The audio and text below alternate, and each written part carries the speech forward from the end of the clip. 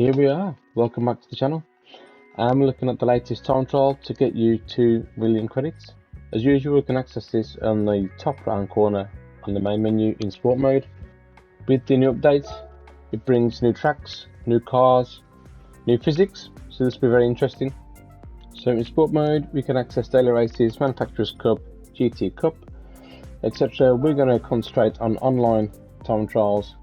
This one is at the Eiger Nordwand in the Subaru Impreza rally car, the old Colin McRae car, an absolute iconic and legendary car. So if you don't own this car, you can rent it in the bottom right hand corner. Just click onto the car. If you're going to buy this car, it is actually available in the legend cars on the main menu. And like I said before, this car is an absolute beauty, one of my old school favourites. And a track from one of the old games, the previous Gran Turismo games, comes to GT7. Now with the new physics handling, these cars are going to act a lot different. So we're going to jump in and we're going to give it a go. It's only a short course, just talking just over a minute long, but we'll see if we can get these 2 million credits. So make sure you get a good exit at that final corner. It's quite a busy lap, so bear with me, we're going to do our best to get these credits. So the first braking point, we're braking before we see the marshals on the left hand side. We're going to come down to first gear, come off the brakes to turn in. You're going to double shift up to third gear, blast the throttle, come down to first gear again on this left hand corner, cut as much of that as you can without getting a penalty, double shift back up to third. There's a lot of gear changes going on here. As the curb starts on the left hand side there, you see that marshal. We're going to really throw this car into second gear, down into first. We're going to double shift back up to third. Now we're really going to slow it down for you.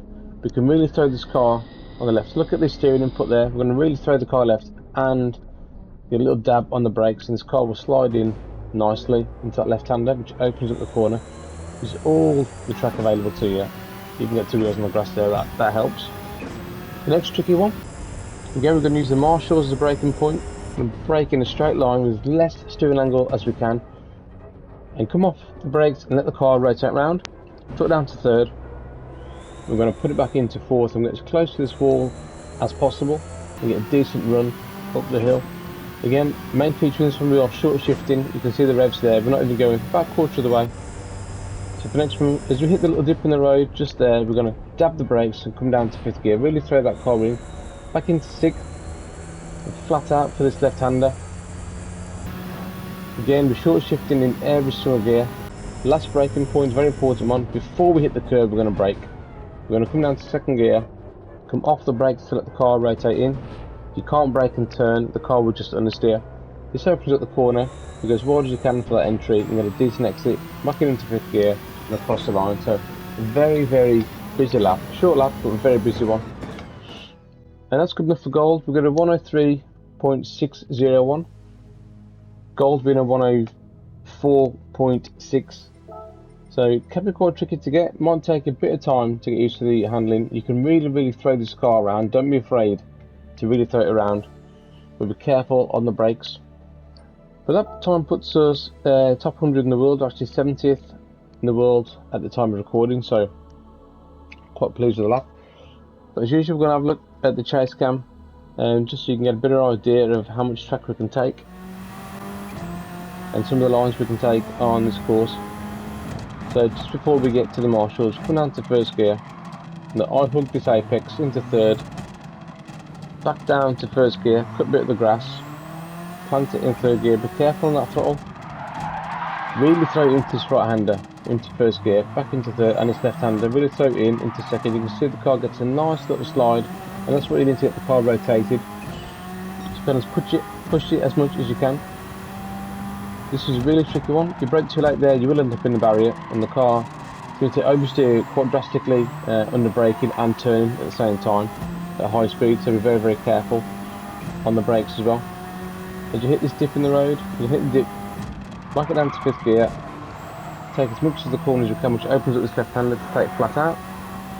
And this last tricky corner, we'll brake before we get to the curb, and run as high as we can without touching the barriers, and cut right back down again to fourth, short shifting into fifth so we don't go too wide and across the line.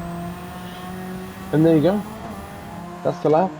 We'll probably do another video talking about the physics of the game, but also traction controls. A lot of things have changed. I've heard that traction control now does actually make you slower and can be slower in the game.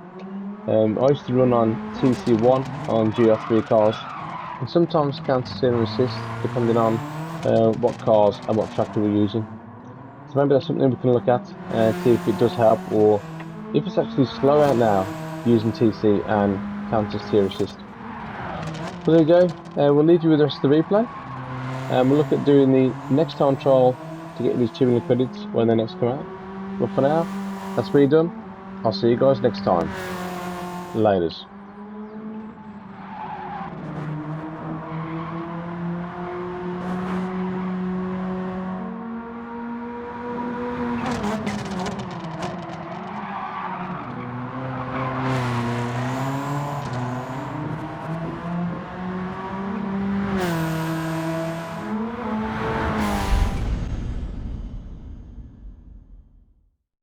PlayStation